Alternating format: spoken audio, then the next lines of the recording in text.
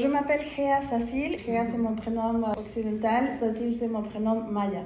Je suis mexicaine et ça fait 15 ans que j'habite en Belgique et j'ai jamais changé de commune. J'ai habité toujours à Excel depuis 2009. Et chaque année, je déprime quand l'hiver arrive et c'est plutôt le mois de novembre quand je commence à penser à mon pays, à la couleur, à la chaleur, à la nourriture.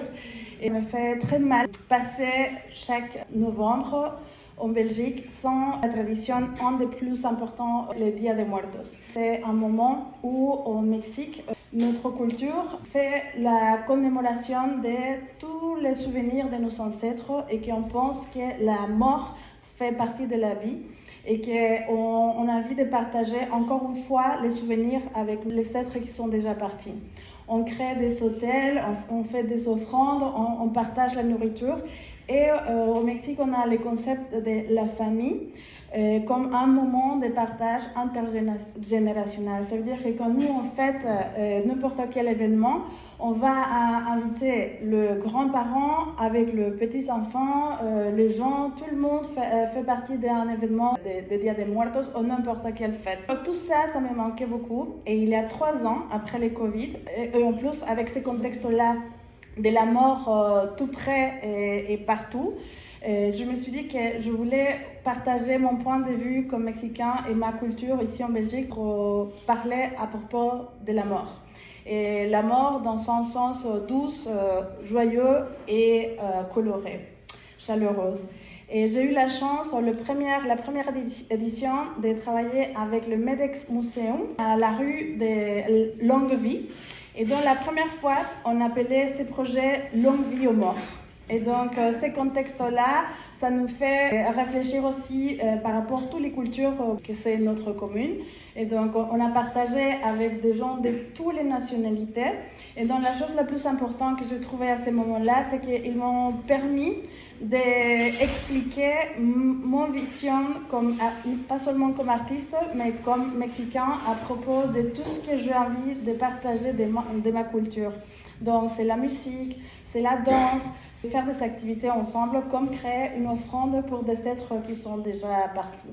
La 12e année, j'ai eu la chance de travailler en partenariat avec Amina, un artiste de Mundo for Kids. C'était notre 12e édition.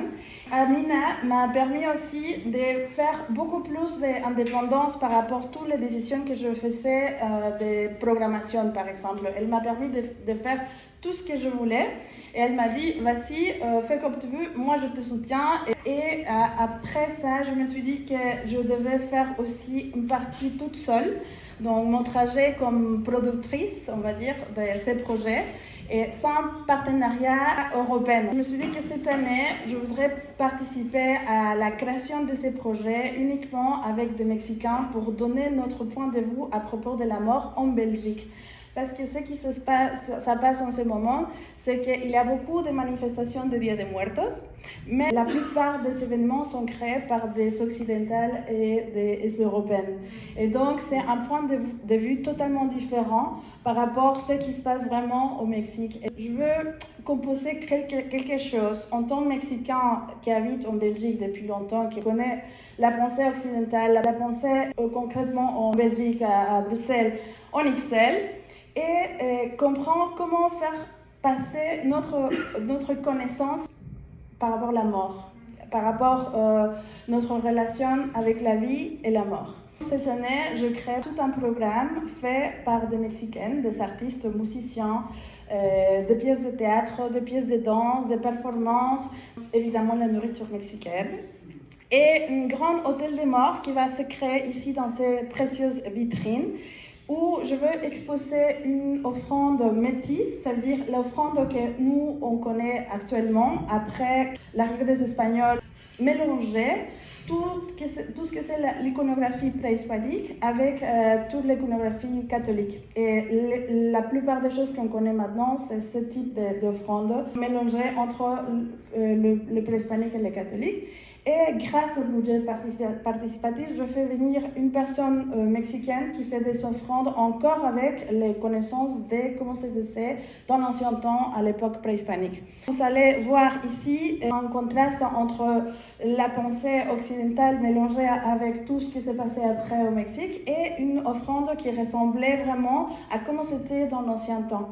Miquisli, c'est un mot nahuatl. Nahuatl, c'est la langue des Aztèques, signifie mort. Miquisli, il est un symbole de la pierre du soleil. On appelle souvent les calendriers aztèques. Au Mexique, dans l'ancien temps, ces pierres-là dirigeaient les saisons. Et donc, il y a un moment de l'année, depuis l'ancien temps, on fête la mort. Fêter la mort, c'est pas, encore une fois, dans le contexte occidental, c'est compliqué d'expliquer ça.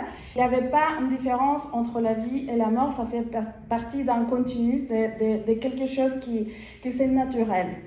J'aimerais bien partager avec toutes les générations ce concept de naturalité avec la confrontation avec la mort. Donc pour moi, c'est beaucoup plus naturel. Je parle avec ma fille tout le temps de la mort. Elle sait que je vais mourir. Et pour moi je sais que je veux continuer à être vivant chez elle grâce à la mémoire et grâce à la culture. Et donc c'est un peu ce que je veux partager avec vous. Et voilà. Si vous avez des questions.